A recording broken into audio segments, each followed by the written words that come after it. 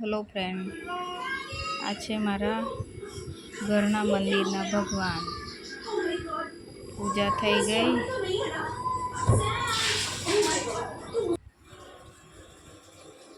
પછી આજે બનાયા દાળ ભાત, કારણ કે વીર અને આર્યને એ બહુ ભાવે છે.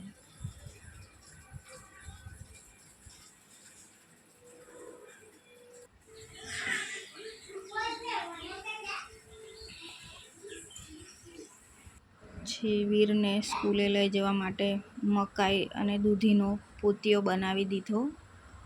તમે શું કહો ખબર નહીં. આરુને આપી દીધો થોડો રોટલો ખાવા માટે, અને ભાઈને કંઈ ખાવું નહીં. ડીશ ઊંધી વાળીને બેસી ગયા છે ભાઈ.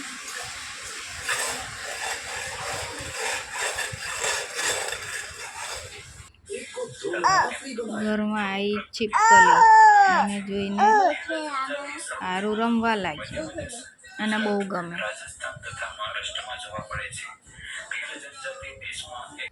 વીર ખાવા બેઠો તો એ બી પાછળ આવી ગયો સોસ લેવા માટે.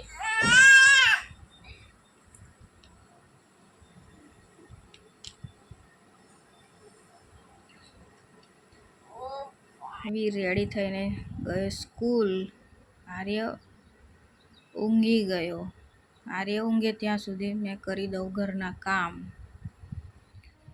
તો આપણે કપડાં ધોઈ નાખ્યા.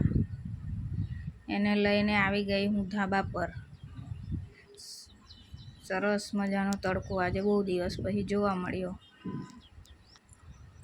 ત્યાર પછી હું ચાલવા લાગી ને મારું મોઢું જોવા લાગી. મારા વાળ ઊંચા ટાવર જેવા જોઈને વિચાર આવ્યો કે આ મારા વાળ છે કે પક્ષીની પાંખો, કંઈ કરવું એમ. ત્યારબાદ ફ્રી થઈને આપણે જોવા લાગ્યા રામાયણ.